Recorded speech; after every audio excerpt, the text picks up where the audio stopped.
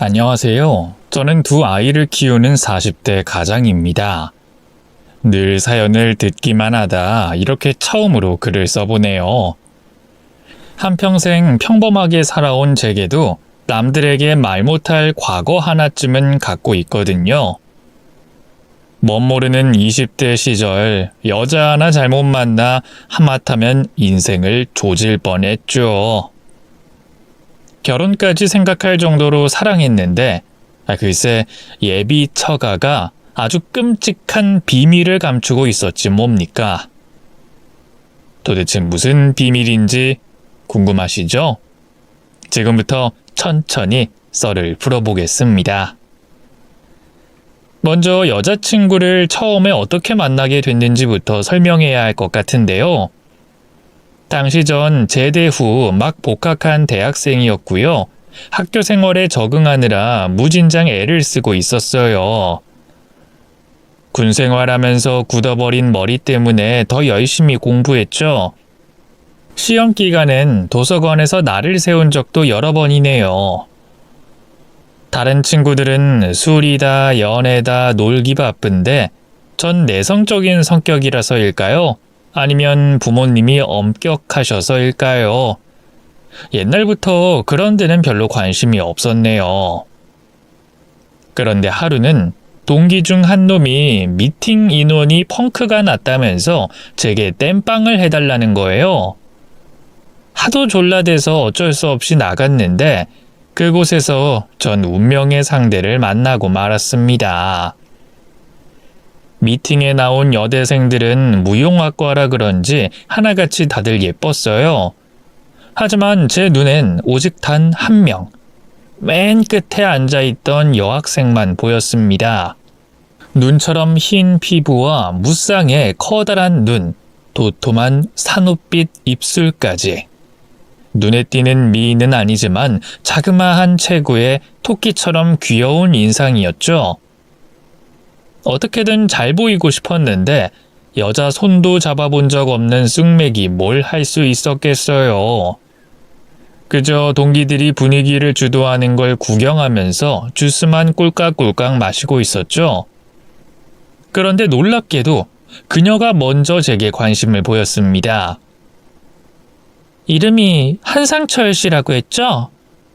안경 낀 거 보니까 공부 되게 잘하시나 봐요. 지금은 라식을 했지만 당시 전 두꺼운 뿔테 안경을 쓰고 있었어요. 그녀가 그런 식으로 갑자기 말을 걸 줄은 몰랐기 때문에 꽤나 당황했죠. 그래서 한참 허둥대다 간신히 입을 열었네요. 공부요? 공부는 그냥저냥 하는 편인데. 그냥저냥요? 보통 그렇게 말하는 분들이 진짜 잘하던데? 아니요, 그렇진 않고요. 딱 묻는 말에만 어물어물 답하는 제가 답답했던 걸까요? 옆에서 지켜보던 동기 한 놈이 갑자기 불쑥 대화에 끼어들었어요. 아니긴 뭐가 아냐 임마. 미영씨가 사람 보는 눈이 있네. 상철이 이 자식 우리 과 1등이에요. 허구한 날 도서관 집 학교만 다니는 범생이지만 그래도 성실하고 진국입니다. 여친 생기면 정말 잘할 거예요. 아버지가 사업하셔서 집도 엄청 잘 살고요. 야, 그런 말을 뭐하러 해. 당황한 저는 황급히 친구를 말렸어요. 하지만 내심 저를 띄워주는 게 기분 좋더군요. 어쨌든 그녀에게 나쁜 인상을 심어줄 것 같진 않았거든요. 그런 제 마음을 눈치챘는지 친구는 눈을 찡긋해 보이면서 제 어깨를 쳤어요. 그리고는 각자 마음에 드는 사람끼리 짝을 맺고 이만 찢어지자고 하더군요. 당연히 저는 그녀를 골랐고요. 놀랍게도 그녀 역시 저를 골라줬어요. 그렇게 일일 파트너가 된 저희는 어딜 갈까 고민하다 서점에 갔죠. 알고 보니 그녀도 저처럼 책 읽는 걸 좋아한다고 하더라고요. 서점을 둘러보던 그녀가 문득 수줍게 웃으며 말했어요. 전 서점에만 오면 마음이 편해져요. 책 냄새도 좋고요. 정말요? 저도 그런데. 미영 씨는 어떤 작가 좋아하세요? 글쎄요. 좋아하는 작가라. 워낙 가리지 않고 이것저것 다 읽는 편이라서. 상철 씨는 어떤 작가 좋아하세요? 전 헤르만 헤세도 좋아하고요. 최근엔 알베르 까뮈의 이방인도 재밌게 읽었습니다. 어머, 저도요. 둘 다 제가 좋아하는 작가예요. 그녀는 미모와 지성을 모두 겸비한 그야말로 완벽한 제 이상형이었어요.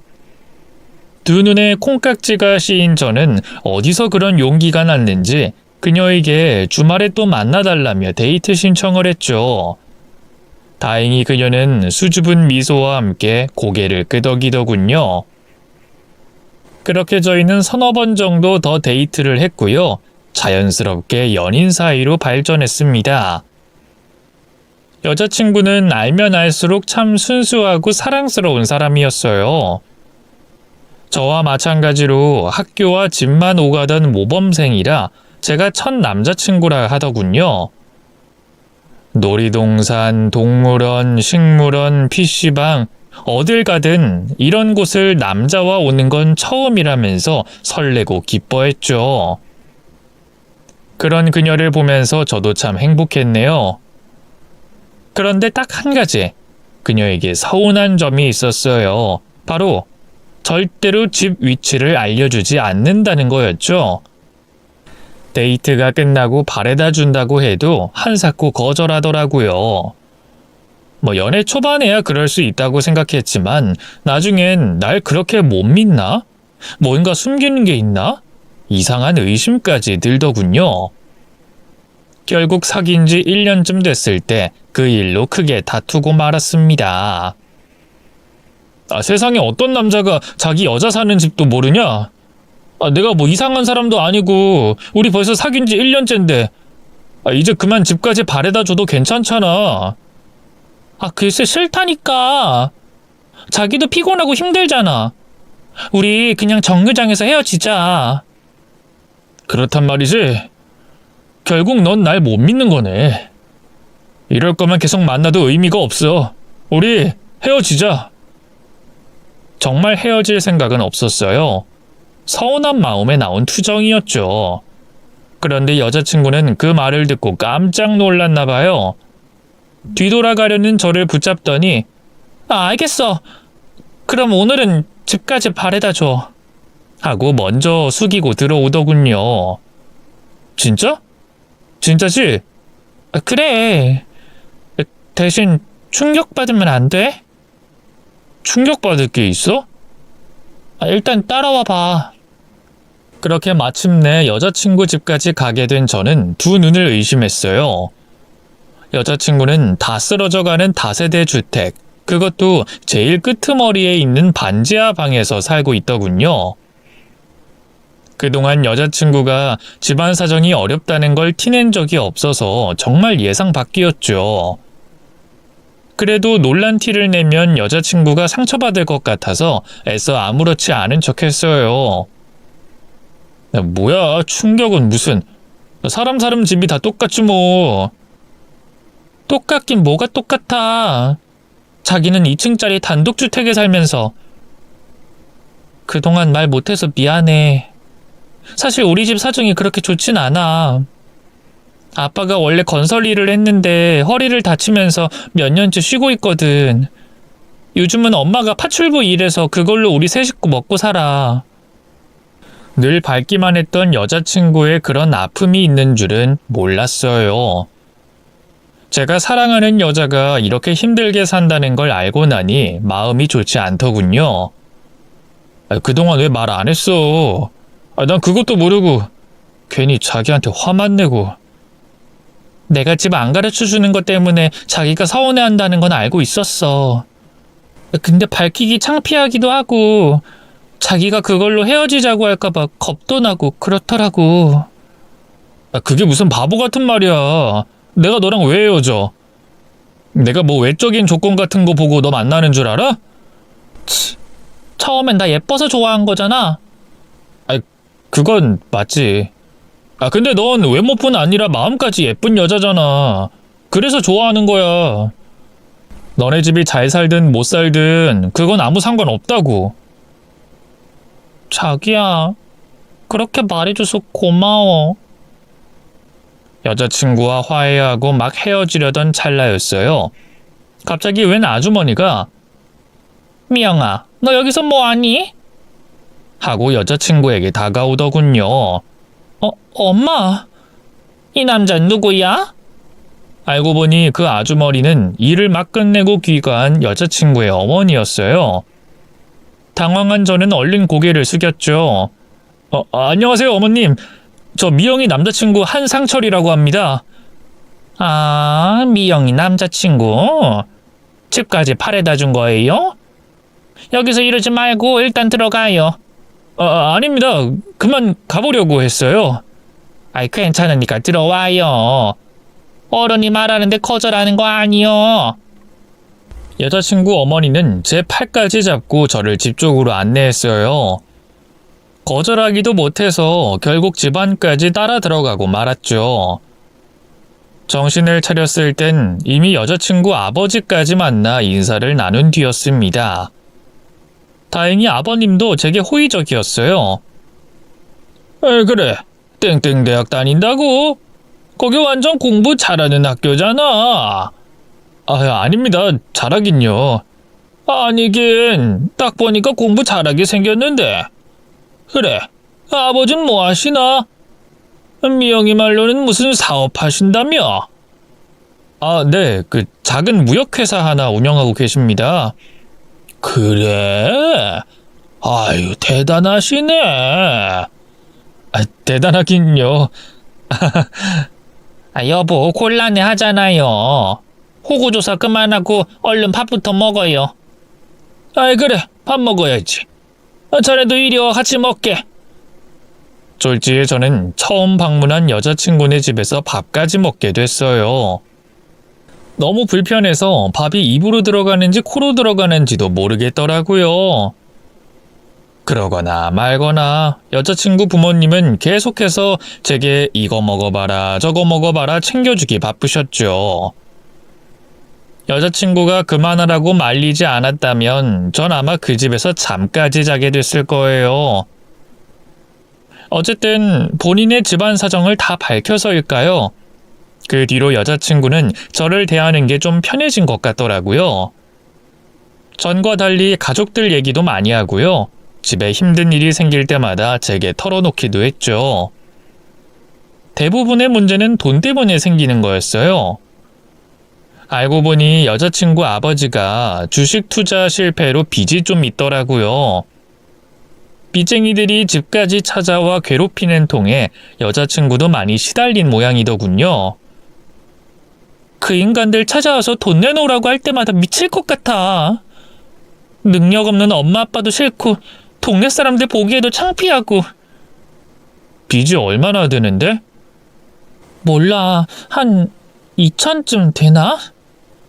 근데 이자만 갚는 게 고작이야.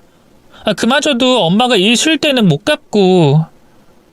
급기야 여자친구는 부정적인 말도 자주 하기 시작했어요. 내가 좋은 학교 다니면 뭐해? 졸업해서 좋은 회사 들어가면 또 뭐하냐고. 어차피 평생 아빠가 진 빚이나 갚아야 할 텐데. 그런 거 생각하면 정말 살기 싫어. 사랑하는 여자가 그렇게 말하니 참 속상하더라고요. 고민하던 저는 갖고 있던 적금 통장을 깰 결심을 했어요. 그동안 부모님이나 친척 어른들한테 용돈을 받을 때마다 모아뒀던 건데 아주 어릴 때부터 모은 덕에 돈 1,000만 원은 들어있었거든요. 여자친구네 집 빚을 절반 정도는 갚을 수 있는 액수였죠. 자기 계좌번호 좀 불러봐. 갑자기 웬 계좌번호? 일단 불러봐. 전 여자친구 계좌로 바로 돈을 보냈어요. 액수를 확인한 여자친구가 깜짝 놀라더군요. 이게 뭐야? 자기 이렇게 큰 돈이 어디서 났어? 그동안 용돈 받은 거 모아뒀던 거야. 이걸로 일단 급한 불은 끌 수 있겠지? 난 이거 못 받아. 우리 집 빚인데 그걸 자기가 왜 갚아줘? 사귀는 사이인데 갚아줄 수도 있지. 내 마음이라고 생각하고 받아줘. 지금은 이것밖에 못 주지만 나중에 취업하면 더 많이 줄게. 그리고 자기도 취업해서 돈 벌 거잖아. 그럼 그깟 빚 2천쯤 아무것도 아니야. 그러니까 살기 싫다는 둥 그런 말은 더 이상 하지 마. 알았지? 자기 미안해. 그리고 정말 고마워. 여자친구는 꽤나 감동한 눈치였어요. 아이처럼 엉엉 울면서 나중에 꼭 갚겠다고 하더군요. 그런 여자친구를 끌어안고 저도 같이 울었더랬죠. 그렇게 저희 사랑은 영원할 거라고 믿었는데 제가 사회인이 되면서 돌처럼 단단했던 저희 사이에도 금이 가기 시작했습니다. 학교를 졸업한 저는 바로 국내 유수의 전자기업 중 한 곳에 들어갔어요. 아버지 회사는 어차피 형이 물려받을 예정이었거든요.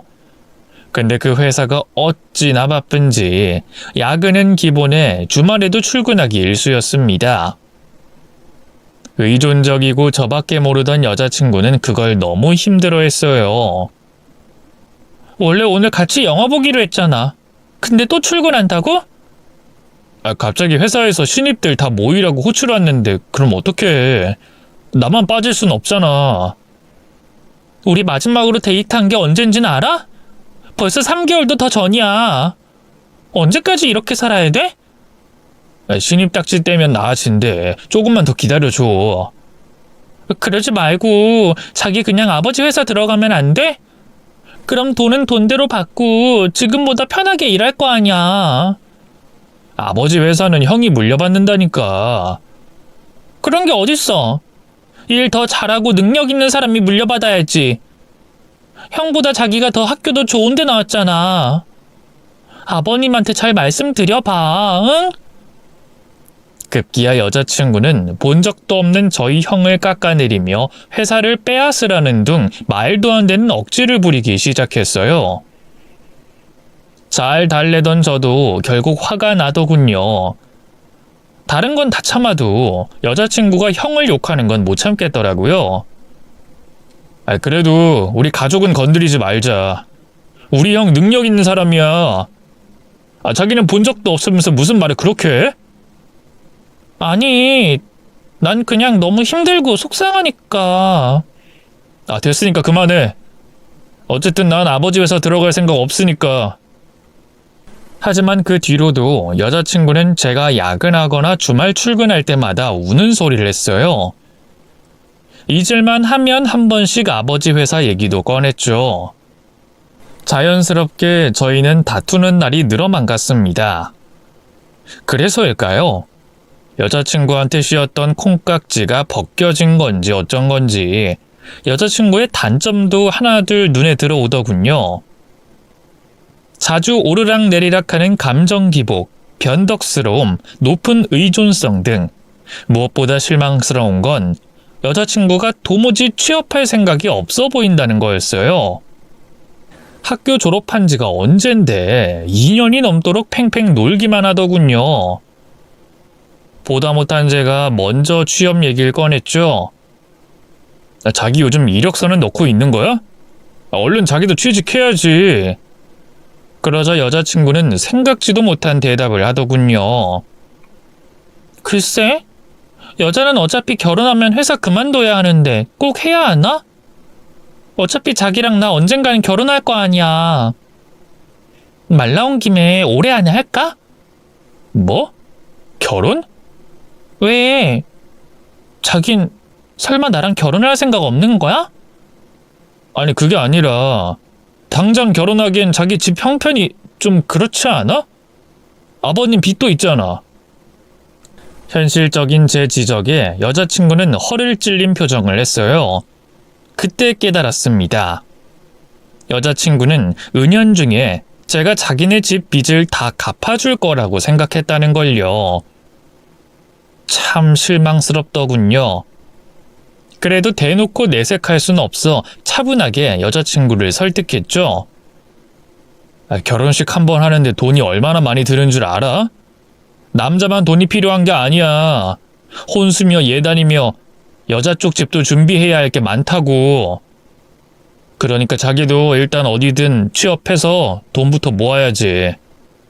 그러자 여자친구는 대놓고 싫은 내색을 했어요. 자기도 알잖아. 나 몸 약하고 사람들 상대하는 거 어려워하는 거. 난 자신 없어. 그게 무슨 애 같은 소리야. 아, 몰라. 그럼 자긴 내가 취업 안 하면 결혼 안 할 거야? 자기 그렇게 속물적인 사람이었어? 얘기가 왜 또 그렇게 튀어? 자기 요즘 정말 많이 변했어. 예전만큼 날 사랑하는 것 같지 않다고. 그렇게 또 저희는 취업 문제로 크게 다투고 말았어요. 하루가 멀다 하고 싸우기만 하니 저도 점점 지치더군요. 그건 아마 여자친구도 마찬가지였겠죠? 정말 심할 땐 싸운 다음날 화해하려고 만났는데 또 싸우고, 밤에 전화로 화해했다가 다음날 또 싸울 때도 있었어요. 대체 이게 뭐하는 짓인가? 이렇게까지 해서 연애를 이어가야 하나 회의감이 들더군요. 결국 여자친구에 대한 제 마음도 점점 식어갔습니다. 하지만 여자친구에게 바로 헤어지자고 말하기는 쉽지 않더라고요. 그동안 쌓인 정도 있었고 마음 약한 여자친구가 충격받을 게 걱정이 되기도 했고요. 그런데 이게 웬걸, 뜻밖의 사고로 저는 여자친구와 이별할 기회를 영영 놓치고 말았습니다. 어느 날 여자친구가 할 말이 있다면서 보자고 하더군요. 내심 헤어지자는 말이 아닐까 생각했던 것 같아요. 그런데 카페에서 만난 여자친구는 생각지도 못한 충격적인 말을 했습니다. 뭐라고 말해야 할지 모르겠는데 나 임신했어, 자기야. 이제 2달 됐대. 뭐? 임신? 그게 정말이야? 여자친구는 이미 저 모르게 병원까지 다녀온 뒤였어요.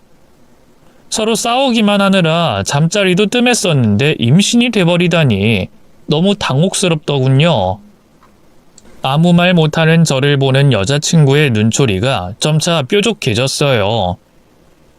왜 아무 말도 안 해? 설마 지우라고 할 건 아니지? 아니야.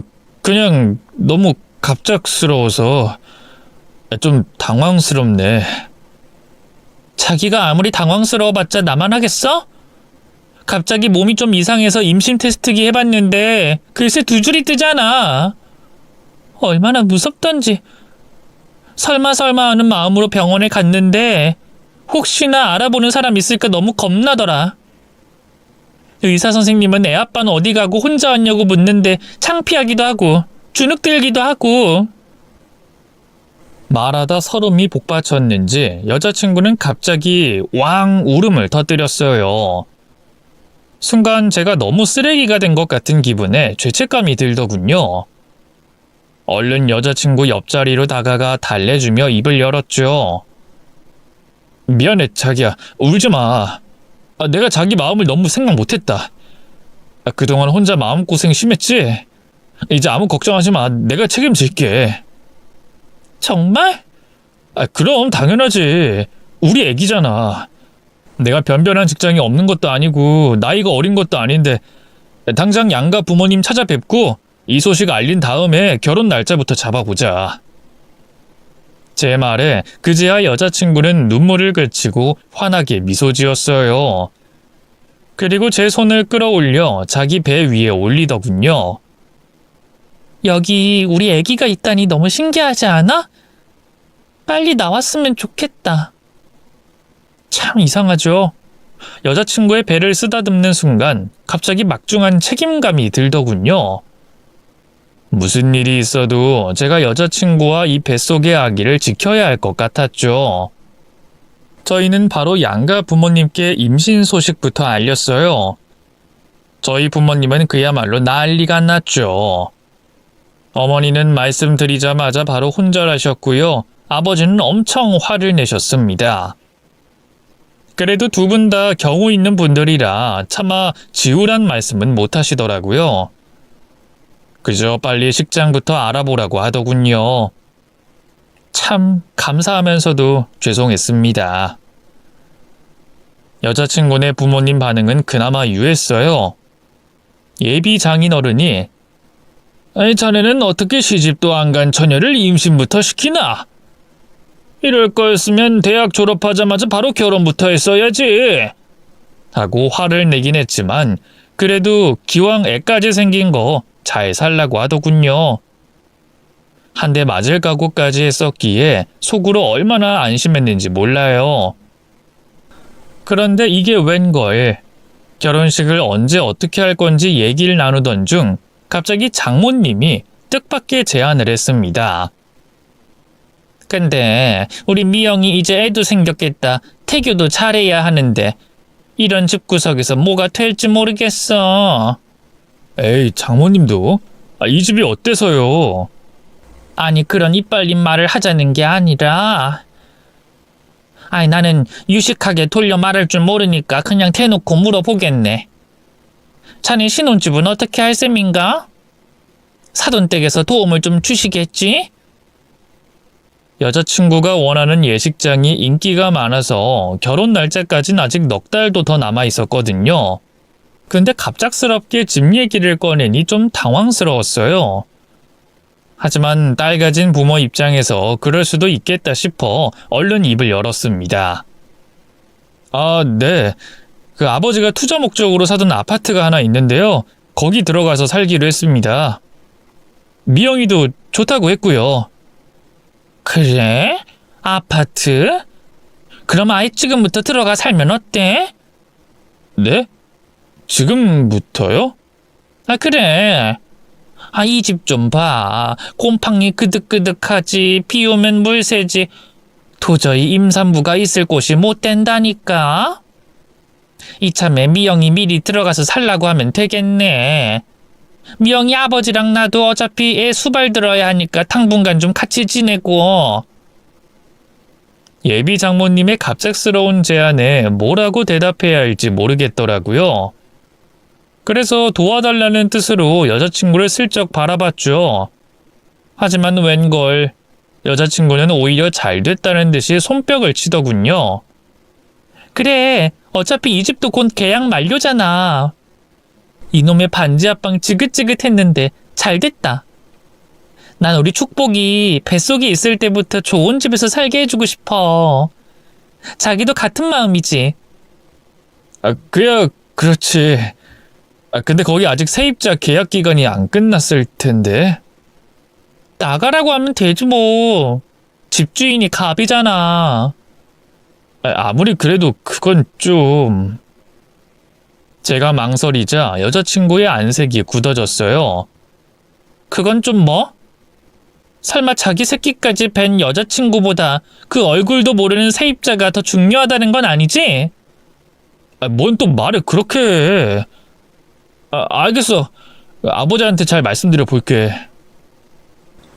여자친구는 임신한 뒤로 안 그래도 심했던 감정 기복이 더 오르락내리락 하는 편이었어요. 여자친구 부모님까지 지켜보고 계신데 괜히 싸우고 싶지 않아 알겠다고 했습니다. 다행히 아버지는 흔쾌히 그렇게 하라고 하시더군요.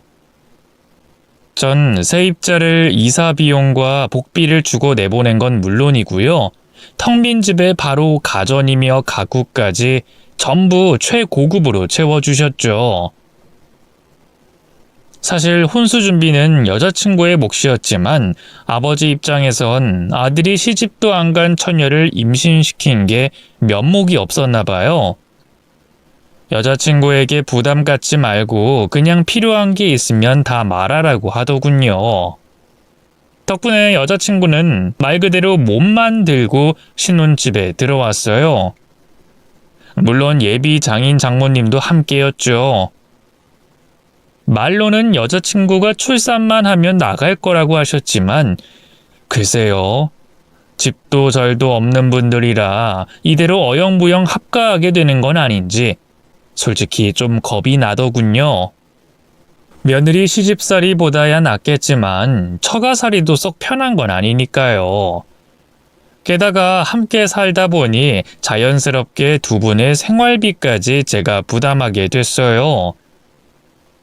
장을 보러 가든 음식을 시켜 먹든 제 카드로 긁게 됐으니까요. 나중엔 슬쩍 용돈까지 요구하더군요. 여자친구 아버지는 아니 막말로 자네가 처녀인 우리 딸 꼬셔서 임신시키지 않았나? 아니, 요즘 내가 동네 창피에 나다닐 수가 없다니까. 친구놈들도 다 자네 욕하기 바쁘고. 그래서 내가 그놈들한테 술이라도 한 잔 사주면서 자네 그런 사람 아니라고 변명이라도 해주고 싶은데 돈이 있어야 말이지. 하고 걸핏하면 제 옆구리를 찔렀고요. 여자친구 어머니도 임신한 딸을 돌봐야 한다는 핑계로 파출부 일을 그만두셨더군요. 그동안 자네 일하랴 미영이 수발들랴 힘들었지? 아예 내가 일 그만두고 옆에 딱 붙어 있을 테니까 이제 걱정 말겠나. 그렇게 큰 소리 치시길래 그나마 다행이라고 생각했어요. 사실 여자친구가 임신한 뒤로 걸핏하면 전화해서 이거 먹고 싶다 저거 먹고 싶다 투정을 부려 힘들던 차였거든요. 전화 주문으로 해결할 수 있는 음식을 먹고 싶다고 하면 그나마 양반이었어요. 제주도 고등어회를 먹고 싶다거나 강원도 맛집에서 파는 감자 옹심이가 먹고 싶다거나 할 땐 너무 난감하더군요. 자기야, 나 지금 회사잖아. 근데 당장 강원도에 파는 감자 옹심이를 어떻게 사다 줘? 몰라. 먹고 싶단 말이야. 그냥 조퇴하고 와. 회사에 조퇴가 어딨어. 여기가 학교인 줄 알아? 내가 먹고 싶어서 그래? 뱃속에 축복이가 먹고 싶다잖아. 그리고 자기 지금 나 회사 생활 해본 적 없다고 무시하는 거야? 내가 취업도 못하고 이렇게 집에 눌러앉게 된 게 누구 때문인데? 자기가 나 임신시켜서 그런 거잖아. 애초에 취업할 생각 없다고 할 땐 언제고 막상 임신하고 나니 사회생활 못하게 된 게 아쉬웠나 봐요. 여자친구는 걸핏하면 그걸 빌미삼아 제게 무리한 요구를 하곤 했습니다. 그럼 저는 죄책감에 그냥 회사도 반차 쓰고 여자친구에게 달려갈 수밖에 없었죠. 그 와중에 혼자 결혼 준비까지 하려니 미치겠더라고요. 플래너한테 모든 걸 맡기지 않았으면 아예 식도 못 올릴 뻔했죠. 그래도 이제 예비 장모님이 잘 돌봐주겠다 약속했으니 한시름 놓겠지 했는데 그건 제 큰 오산이었습니다. 어머님은 여자친구 옆에 찰싹 붙어있긴커녕 개모임 친구들과 놀러 다니기만 하더군요. 결국 여자친구 수발은 여전히 제가 다 들어야 했죠. 회사에서 제 사정을 알고 많이 배려해준 게 그나마 다행이라면 다행이랄까요. 그러던 어느 날이었어요. 결혼식을 한 달 앞두고 한창 여름 햇볕이 뜨거울 때였는데요. 여자친구가 안정을 취해야 한다는 이유로 계속 집에만 있다 보니 답답했나 봐요. 제게 태교 여행을 가자고 하더군요. 국내 1박 2일이라도 좋으니 다녀오자고요. 때마침 여름 휴가철이었기 때문에 선선히 알겠다고 했죠. 처음엔 여자친구와 단둘이 가는 걸 생각했는데요. 저희가 여행 간다는 걸 알게 된 여자친구네 부모님도 같이 가고 싶다 하시는 거예요. 차마 대놓고 거절하기가 힘들어 결국 넷이서 떠나게 됐죠. 숙소 예약이며 기타 부대 비용은 당연히 제가 다 부담했네요. 가는 길은 또 왜 그리도 멀던지 여자친구가 가고 싶다는 펜션이 하필이면 서울에서도 꽤 떨어진 곳에 있어서 거의 4시간 넘게 운전했던 것 같아요. 중간중간 휴게소를 들리긴 했지만 참 피곤하더군요. 차라리 회사에서 일하는 게 낫겠다 싶더라고요. 그래도 기왕 온 거 잘 놀다 가야지 했는데 웬걸 펜션에 도착하자마자 생각지도 못한 문제가 생겼어요. 입실 시간에 딱 맞춰 갔는데 글쎄 아직 방 청소가 덜 됐다지 뭡니까? 아유 이거 어떡하지요? 앞에 손님이 체크아웃을 늦게 하는 바람에 조금만 더 기다려 주시겠어요? 금방 청소 끝내고 안내해 드릴게요. 그래도 여자 사장님이 어쩔 줄 몰라 하며 거듭 사과했기 때문에 그렇게까지 화가 나진 않았어요. 뭐 성수기라 충분히 일어날 수 있는 해프닝이었으니까요. 하지만 여자친구의 입장은 달랐습니다. 가뜩이나 장시간 이동으로 지쳐있던 여자친구는 사장님 말을 듣자마자 왈칵 성을 내더군요. 아니 사장님, 분명 3시 입실이라고 문자로 안내까지 해주셨잖아요. 근데 갑자기 이러시는 법이 어딨어요? 저 만삭 임산부라서 여기까지 오는 데만도 얼마나 힘들었는 줄 알아요? 당장 기절할 것 같아서 빨리 눕고 싶은데 기다리라뇨? 무슨 장사를 이따위로 하세요? 죄송합니다. 일단 여기 앉아서 기다려주시면 일단 딱딱한 의자에 앉아봤자죠. 사장님은 임신 안 해봤어요? 저 지금 죽을 것 같다고요. 만약에 뱃속에 아기가 잘못되기라도 하면 사장님이 책임지실 거예요? 남자친구인 제가 보기에도 여자친구는 과하게 흥분한 상태였어요. 그래서 그만하라며 말리려는데 갑자기 상황을 지켜보던 장모님이 불쑥 끼어들었습니다. 아니 장사하시는 분이 이러시면 안 되죠. 그냥 무작정 기다리라고만 하면 어떡해요? 다른 방을 내주든 뭔가 대책이 있어야지. 저희 이미 방에 들어가고도 남았을 시간인데 지금 사장님 때문에 손해보고 있는 거잖아요. 긴 말 할 것 없고 펜션비 환불해주세요. 그냥 다른 데 갈라니. 네? 아니 갑자기 이러시면 글쎄 됐고 환불해달라고요. 참 모전 여전이 따로 없더군요. 여자친구와 예비 장모님 사이에 낀 사장님은 어쩔 줄을 몰라 했어요. 저희가 이대로 환불받고 가버리면 꼼짝없이 방 하나를 날리는 셈이었으니까요. 그때가 이미 오후 3시였는데 누가 당일 예약을 하겠어요. 안 되겠다 싶었는지 사장님이 다시 재차 애원하더군요. 죄송합니다. 대신 요금을 조금 깎아드리고 숯불 비용도 안 받을게요. 그럼 좀 속상한 마음이 나아지실까요? 그러자 여자친구가 입술을 삐죽거리면서 다시 입을 열었어요. 참나, 그건 당연한 거고요. 뭐 더 없어요? 다른 데는 자기들이 실수하면 뭐 커피 쿠폰 같은 것도 주고 그러던데? 너무 당당하게 진상짓을 하는 여자친구를 보고 있자니 할 말이 없더군요. 제가 과거에 사귀었던 그 교양 있고 수줍은 여대생이랑 정말 동일 인물인가 싶을 정도였어요. 이대로는 더한 것도 요구할 기세길래 결국 제가 앞으로 나섰죠. 이쯤 하고 우리 일단 그럼 계곡부터 갈까요? 자기도 바로 물에 몸 담그고 싶다고 했잖아. 짐은 여기 두고 잠깐 다녀오자. 어때? 내가 튜브랑 파라솔도 다 챙겨왔어. 아직 얘기 안 끝났는데? 됐어. 그럼 자기만 더 힘들어. 사장님하고 얘기는 내가 마무리 지을 테니까 자긴 계곡 가서 놀기나 해.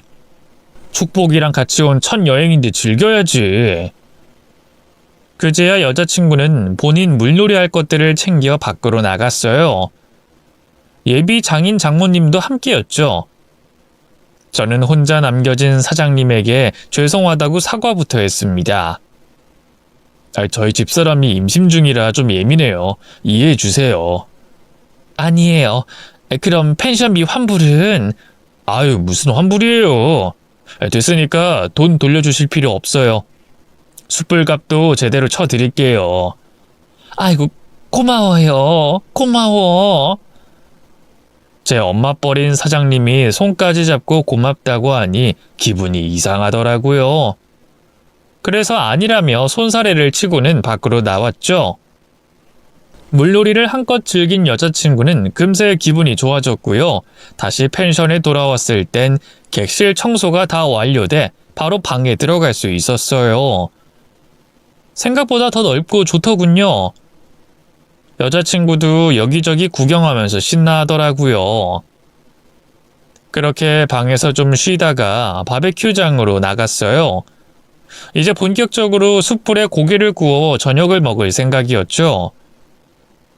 여자친구와 장인 장모님은 너무 덥다면서 고기가 1차로 구워지면 그때 나오겠다고 하더군요. 좀 서운했지만 그러라고 했습니다. 그렇게 혼자 바비큐장에 나와 열심히 고기를 구웠어요. 어느 정도 다 구워졌을 무렵 예비 처갓집 식구들도 밖으로 나왔죠.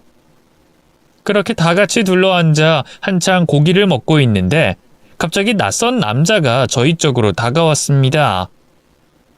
그리고는 조심스럽게 제게 다가오더군요. 그쪽이 이 집 사위요? 얘기 좀 합시다. 누구신데요? 저 여기 펜션 사장이요. 아까 그 아주머니는... 그 사람은 내 집사람. 아까 신세 졌다는 말은 들었어. 덩치도 크고 험상궂게 생긴 분이라 내심 긴장이 됐어요. 안 사장님과 잘 풀긴 했지만 어쨌든 여자친구와 장모님이 도가 지나치게 군 건 사실이었으니까요. 걱정하면서 관리실 쪽으로 따라가니 안 사장님도 기다리고 있더군요. 그런데 이게 웬걸, 안 사장님 상태가 어딘가 좀 이상해 보였어요. 얼굴도 허옇게 질려 있고 주변을 자꾸 두리번거리는 폼이 너무 불안해 보였죠. 무슨 일일까 했는데 저를 발견한 안 사장님이 허겁지겁 저를 관리실 안으로 이끌었습니다. 심지어 바깥 사장님은 관리실 문을 걸어 잠그기까지 하더군요. 덜컥 겁이 나더라고요. 지금 뭐 하는 겁니까? 왜 이러세요? 당황한 저는 조금 날카롭게 외쳤어요. 그러자 안 사장님은 너무나 충격적인 얘기를 꺼냈습니다. 지금부터 내 말 잘 들어요? 괜히 오지랖인 것 같아서 망설였지만 그쪽이 너무 착한 사람인 것 같아서 용기 내 말하는 거니까. 그게 대체 무슨... 지금 같이 있는 처갓집 식구들 다들 순 사기꾼이에요. 뱃속에 있는 애기도 따로 애아빠가 있다니까 당장 도망쳐요. 대뜸 그렇게 말하니 얼마나 황당했는지 몰라요. 나를 얼마나 우습게 봤으면 일어나 기분이 나쁘기까지 하더군요. 기껏 사람 불러놓고 그게 무슨 헛소리입니까? 정말 불쾌하네요. 설마 아까 일 때문에 복수라도 하시는 거예요? 저랑 아내 사이 갈라놓으려고요? 참나, 방금 얘긴 못 들은 걸로 하겠습니다. 전 안 사장님을 밀치고 그냥 밖으로 나가려고 했어요. 그러자 안 사장님이 다시 저를 붙잡더군요. 진짜예요. 내가 아까 미안한 마음에 음료수라도 주려고 갖고 갔는데 문이 열려있지 뭐예요. 그쪽은 바베큐 준비 때문인지 뭔지 안 보이고 처갓집 식구들밖에 없었는데 그 사람들이 나누는 얘기를 들었어요. 애기 아빠는 따로 있는데 구제불능 양아치라서 그쪽 애라고 속인 거래요. 그 아가씨 부모들도 다 알고 있는 눈치였어요. 절대 들키면 안 된다고. 뽑아먹을 수 있을 때까지 뽑아먹어야 한다고 신신당부하더라고요. 제가 끝까지 믿지 못하자 안 되겠다 싶었는지 펜션 사장님이 제게 무언가를 내밀었어요. 바로 휴대전화였죠. 내가 혹시 몰라서 듣다가 녹음도 했거든요. 음질이 나쁘긴 한데 대화 내용이 들리긴 해요. 한번 들어봐요. 내 말이 맞나 틀리나? 망설이다 떨리는 손으로 핸드폰을 받아 들었어요. 그리고 녹음 재생 버튼을 눌렀죠. 그러자 기다렸다는 듯이 여자친구의 목소리가 나오더군요. 걔도 참 바보 같지 않아? 지랑 나랑 잠자리 한 적도 별로 없는데 임신했다고 덥석 지혜라고 믿다니. 어떨 때 보면 참 바보 같다니까? 그러자 장모님이 맞장구를 치더군요. 그러니까 말이다. 순진에 빠져선 이 험한 세상 어찌 헤쳐가려 그러는지. 뭐 잘 됐지. 덕분에 뱃속에 애기도 나도 그리고 엄마 아빠까지도 앞으로 평생 호강할 거 아니야. 그 집 재산만 몇십억이야. 그걸 나중에 다 우리 축복이가 갖게 되는 거라고. 깔깔대는 여자친구의 목소리에 온몸이 덜덜 떨리기 시작했어요. 하지만 충격적인 얘긴 아직 끝나지 않았습니다. 이번엔 장인어른이었죠. 뱃속에 애가 그 집 재산 물려받을 때까지 안 걸린다는 보장이 있어. 얼굴 하나도 안 닮은 거야 뭐 어떻게든 넘기면 된다지만 혹시라도 혈액형이 안 맞거나 하면 바로 끝이야. 들킬 수도 있다고. 그러니까 미영이 넌 결혼하면 바로 네 남편 보험부터 잔뜩 들어놔. 알았어? 뭐야? 아빠 여차하면 죽이자는 거야? 뭐 진실 알게 되면 그 수밖에 더 있어. 안 그럼 그 집 재산 코앞에서 놓칠 수도 있다고. 맘 독하게 먹어야 돼. 녹음 파일은 거기서 끝이었어요. 너무 큰 충격 때문인지 시야가 뿌옇게 흐려지면서 다리에 힘이 풀리더군요. 제가 그대로 바닥에 주저앉으려 하자 놀란 바깥 사장님이 저를 부축했어요. 충격이 크겠지만 정신 똑바로 차려요. 이게 정말 진짜입니까? 이 녹취 파일 음성 변조한 거거나. 참나. 아직도 그런 소리래요? 우리가 못하러 생판 남인 그쪽한테 그런 사기를 치겠소. 바깥 사장님의 말은 사실이었어요. 이분들이 굳이 위험을 감수하고 제게 진실을 알려준 건 오직 선의 때문이었죠. 저는 뒤늦게 펜션 사장님 내외에게 꾸벅 고개를 숙였습니다. 알려주셔서 감사합니다. 제가 지금 너무 충격을 받아서. 차마 뒷말을 잊지 못하는 저를 안 사장님이 안쓰러운 눈길로 보더군요. 이해해요. 얼마나 놀랐겠어요. 이 녹음 파일 보내줄까요? 나중에 혹시라도 필요할 수 있잖아요. 감사합니다. 그 사람들한테 우리가 알려줬다는 건 비밀로 해줬으면 해요. 당연하죠. 걱정 마세요. 저는 녹음 파일을 넘겨받은 뒤 관리실 밖으로 나왔어요.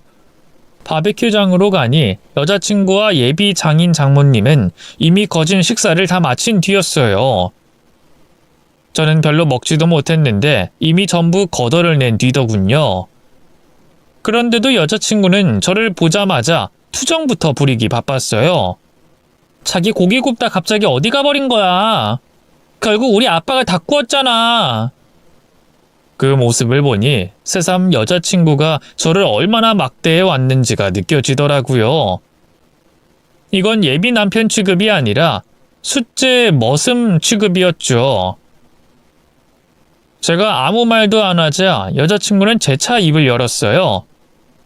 뭐야? 왜 대답 안 해? 담배 피고 왔어? 근데 여기 너무 덥다. 아이스크림 먹고 싶은데.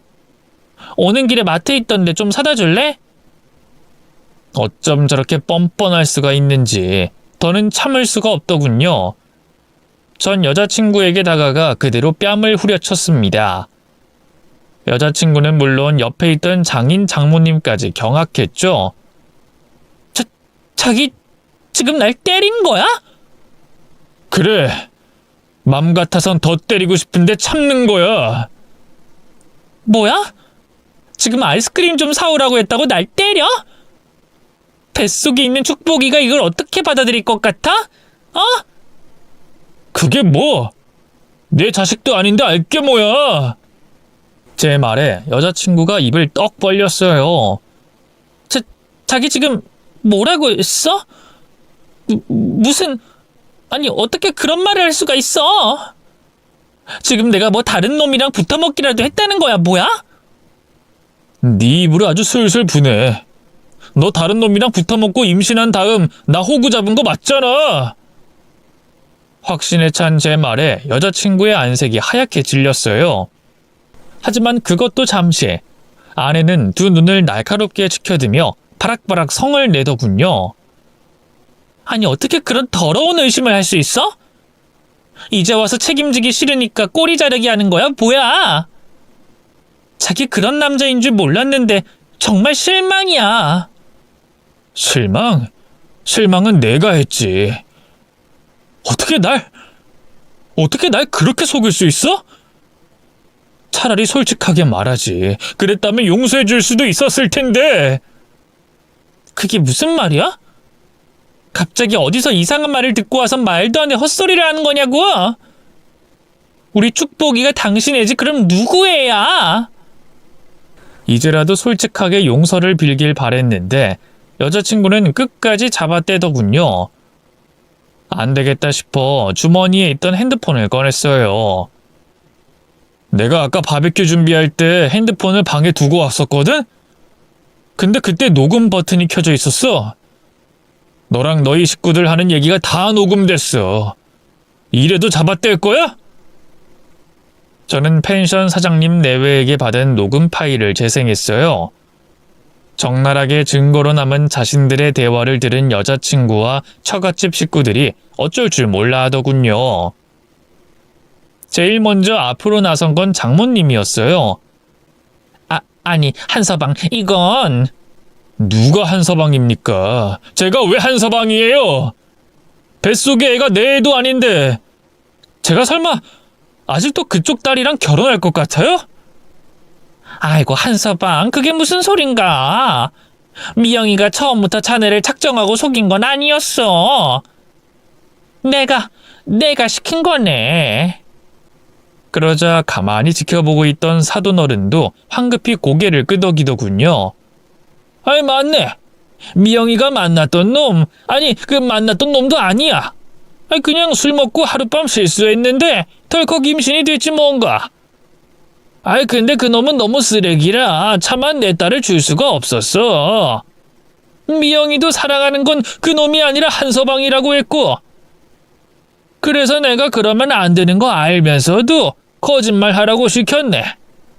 부부 둘이서 어찌나 딸을 감싸고 돌던지 정말 눈물겨운 모성애와 부성애더군요. 아니 돈에 대한 집착이라고 해야 할까요? 저와 저희 집에 빨대 꽂고 평생 놀고 먹을 생각을 하던 분들이었으니까요. 가만히 서서 냉소만 짓고 있는데 넋나가 있던 여자친구가 허겁지겁 달려와 애원하기 시작했습니다. 자기야, 내가 정말 잘못했어. 우리 부모님이 그렇게 얘기할 때 내가 뭐라고 했어야 하는데. 근데 나 정말 자기 놓치고 싶지 않았어. 그런 여자가 다른 놈이랑 붙어먹고 임신을 해? 딱 하룻밤 실수했어. 그쯤에 자긴 일도 너무 바쁘고 자꾸 만나면 싸우기만 하고. 나도 눈치가 있는데 다 알았어. 자기가 나랑 헤어지고 싶어하는 거. 근데 난 자기를 너무 사랑해서 그럴 수가 없었어. 그래서 그만. 미안해. 제발 한 번만 용서해주라. 뱃속의 애는 당장 지울게. 응? 선뜻 뱃속의 애까지 포기하겠다는 말을 하니 기가 막히더군요. 뭐 이런 여자가 다 있을까 싶었어요. 그나마 남아있던 정까지 싸그리 다 사라지고 말았죠. 됐으니까 우리 여기까지만 하자. 뱃속에 애를 지우든 말든 그건 너 알아서 해. 이제 나랑은 상관없는 일이니까. 살면서 다신 보지 말자. 잠깐만 자기야. 기다려. 그래 한서방. 일단 우리 차분하게 얘기 좀 나누세. 응? 우리가 다 잘못했네. 전 잘못했다고 비는 여자친구와 처갓집 식구들을 뒤로하고 그 자리를 빠져나왔어요. 그리고 주차장에 있던 차를 몰고 혼자 서울로 올라와 버렸죠. 아파트에 있던 그 짐승만도 못한 인간들의 짐도 죄다 빼버렸고요. 비밀번호도 바꿔버렸습니다. 뒤늦게 도착한 여자친구와 가족들은 그 앞에서 울고불고 아주 난리를 쳤어요. 급기야 여자친구는 이러다 나 유산하면 자기가 책임질 거야? 책임질 거냐고? 어떻게 나한테 이럴 수 있어? 내가 아무리 자기를 속였어도 어떻게 나한테 이렇게 매몰차게 굴 수가 있냐고? 자기 정말 너무한 거 아니야? 나 사랑하긴 했어? 하면서 마구 화를 내더군요. 참 양심도 없지. 더는 들어줄 수가 없어서 문을 열고 밖으로 나갔어요. 좀 강하게 나갈 필요가 있겠다 싶더군요. 자기 나와줬구나. 제가 나오자 여자친구 얼굴에 화색이 돌았어요. 하지만 그것도 아주 잠시였죠. 자기 내 말 좀 들어봐. 난 정말... 됐고, 그만 가. 내가 다신 보지 말자고 했잖아. 계속 이렇게 소란 떨면 그땐 법정에서 볼 수밖에 없어. 자기야, 법정이라니 그게 무슨 말이야? 설마 제가 이런 얘기를 꺼낼 줄 몰랐던 걸까요? 여자친구의 얼굴이 파리해졌어요. 옛날 같았으면 안쓰러웠을 텐데 그저 끔찍하기만 하더군요. 누가 네 자기야? 난 너처럼 더러운 여자 몰라. 당장 내 집에서 꺼져. 뭐 경찰 불러? 어? 너 우리 집 얼마나 부자인 줄 알지? 아버지가 사업하셔서 고문 변호사도 따로 있다고. 법적으로 제대로 소송 들어가면 너랑 네 부모 평생 깜빵에서 콩밥 먹어야 돼. 감옥에서 애 낳고 싶냐? 제 협박 아닌 협박이 먹힌 걸까요? 뒤에 있던 장인 장모가 화들짝 놀라 여자친구를 잡아 끌었어요. 그리고는 그냥 가자고 하더군요. 결국 여자친구는 엉엉 울면서 부모에게 끌려 제 눈앞에서 사라졌습니다. 그래도 법의 심판이 두렵긴 했나 봐요. 그 뒤로는 한 번도 연락이 오지 않더군요. 당장 식장부터 취소하고 초대한 분들에게도 연락을 돌려야 하니 결국 부모님께도 말씀드릴 수밖에 없었는데요. 놀라던 부모님은 이내 별다른 말 없이 저를 안아주셨어요.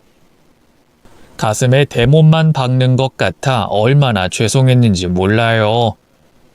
그래도 파혼도 했겠다. 모든 게 다 정리됐다고 생각했는데 이게 웬걸.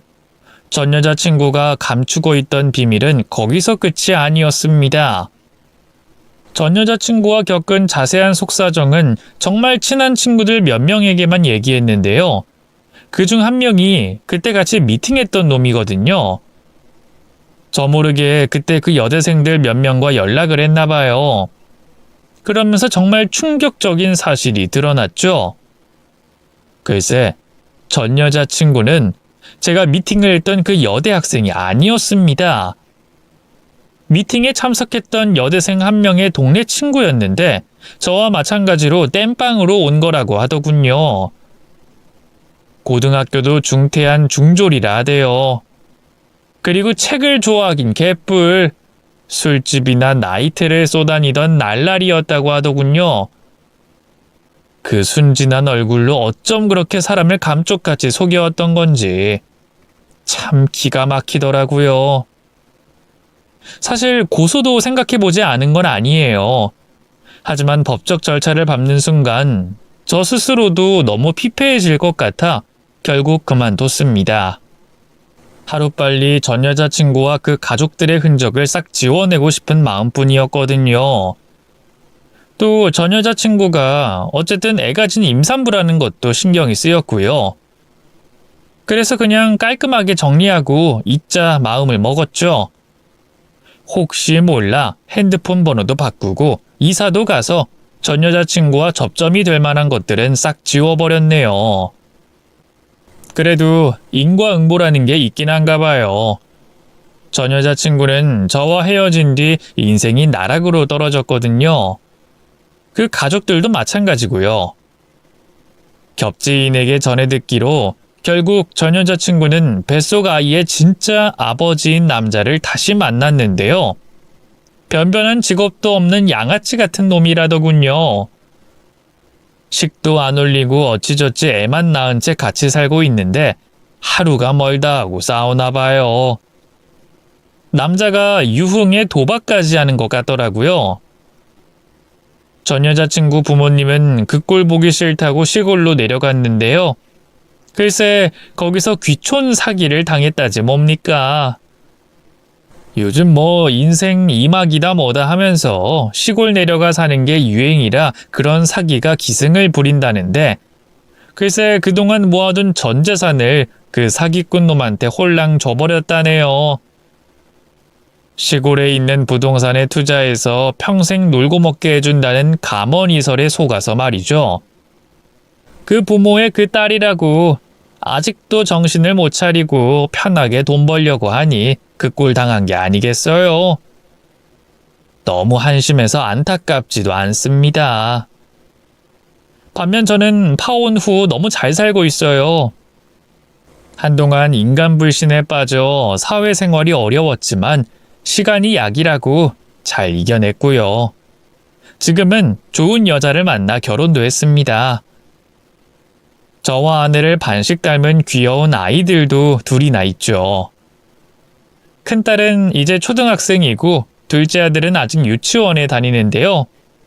정말 얼마나 귀여운지 몰라요. 애들 키우는 재미에 시간 가는 줄 모르겠는 요즘입니다.